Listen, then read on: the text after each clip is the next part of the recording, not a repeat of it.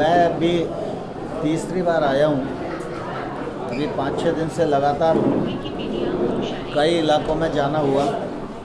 आज मैं शिवसागर आया हूँ, अभी इसके बाद तेजपुर जाऊँगा, उसके बाद गुवाहाटी में रात को रुकूँगा, वहाँ भी कार्यक्रम है। इतने दिन में कार्यकर्ताओं से भी बातचीत की, जनता से भी बातचीत की और उसके आधार पर आसाम में भारतीय जनता पार्टी के पक्ष में वातावरण है। और सबसे अच्छी उपलब्धि ये है कि भारतीय जनता पार्टी की सरकार ने गत 5 वर्षों में जो काम किया है उसकी स्वीकार्यता और उसके कारण समर्थन पूरे आसाम में आज है और इसका फ़ायदा भारतीय जनता पार्टी को मिलेगा। और मुझे पूरा विश्वास है कि हम पहले से अधिक सीटें लेकर भारतीय जनता पार्टी आसाम में फिर से सरकार बनाने में सफल होगी। सर किसानों का आंदोलन देश भर में मतलब मजबूती के साथ खड़े हुए हैं, चुनाव लड़ रहे हैं। ऐसे में आप जो राष्ट्रव्यापी जो आंदोलन है उसको और शिवसागर के परिप्रेक्ष्य में आप क्या कहें? एक तो मैं समझता हूँ कि ये दिमाग साफ कर लेना चाहिए लोगों को कि कोई राष्ट्रव्यापी आंदोलन नहीं हो रहा है। 1-2 राज्यों के कुछ लोग सरकार को अस्थिर और सरकार की छवि खराब करने के लिए आंदोलन कर रहे हैं। वाइल्ड लाज पूरे देश में कृषि सुधार बिलों को किसानों का समर्थन है, लेकिन बावजूद इसके भी भारत सरकार आंदोलन में जो नेता हैं उनसे किसानों के मामले को लेकर बात करने को तैयार है।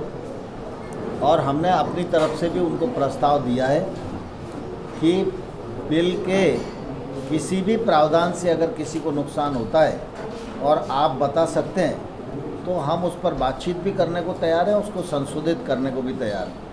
लेकिन मैं आपके माध्यम से कहना चाहता हूं कि प्रधानमंत्री नरेंद्र मोदी जी के नेतृत्व में किसानों के लिए पिछले 7 वर्षों में जो काम हुआ है वो पहले कभी भी किसी भी सरकार के समय नहीं हुआ। प्रधानमंत्री नरेंद्र मोदी जी ने ही किसानों की आमदनी दोगुनी करने के लिए कदम बढ़ाया। किसानों को फसल पर एमएसपी मिल सके और एमएसपी को भी 1.5 गुना करने का काम तो नरेंद्र मोदी जी ने किया। गांव-गांव तक एग्रीकल्चर का इंफ्रास्ट्रक्चर पहुंचे, इसके लिए 1 लाख करोड़ रुपए का कृषि अवसंरचना फंड तय किया। फिशरीज के लिए 20,000 करोड़ तय किया और एनिमल हस्बेंड्री के लिए 15,000 करोड़ रुपया किया। अब 1 लाख करोड़ और एलाइड क्षेत्र को सब मिला के 1.5 लाख करोड़ रुपए का फंड्स अगर प्रावधानित किया तो नरेंद्र मोदी जी की सरकार ने किया।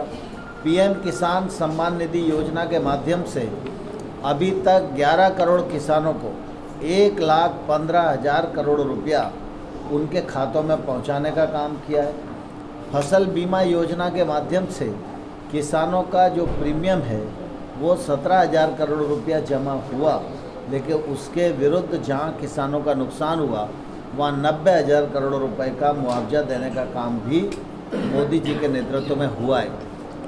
कृषि सुधार बिल के माध्यम से मोदी सरकार की ये कोशिश है कि किसान पर जो बंदिशें लगी हैं वो बंदिशें समाप्त होनी चाहिए। किसान के कृषि उपज का उसे वाजिब दाम मिले, इसके लिए किसी भी प्रकार की रोक टोक नहीं होनी चाहिए और किसान महंगी फसलों की ओर आकर्षित हो। किसान टेक्नोलॉजी का इस्तेमाल करे, किसान वैश्विक गुणवत्ता के अनुरूप मानकों के अनुरूप खेती कर सके, जिससे उसका प्रोडक्ट महंगे दाम पर भी बिके और प्रोसेस होकर उसका एक्सपोर्ट भी हो सके, जिससे हिंदुस्तान के किसान की माली हालत सुधरे।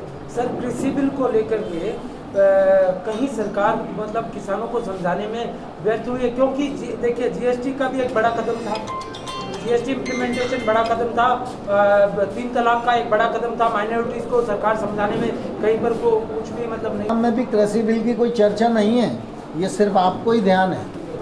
मैं पूरे जनता में घूमा हूँ, कहीं कृषि बिल के बारे में ना कोई पश्चिम बंगाल में पूछ रहा है, ना कोई उड़ीसा में पूछ रहा है, ना आंध्रा में पूछ रहा है, ना तमिलनाडु में पूछ रहा है, ना असम में पूछ रहा है, ना झारखंड में पूछ रहा है, ना बिहार में पूछ रहा है, ना मध्य प्रदेश में पूछ रहा है। तो कृषि बिल के समर्थन में ही पूरा देश खड़ा हुआ है।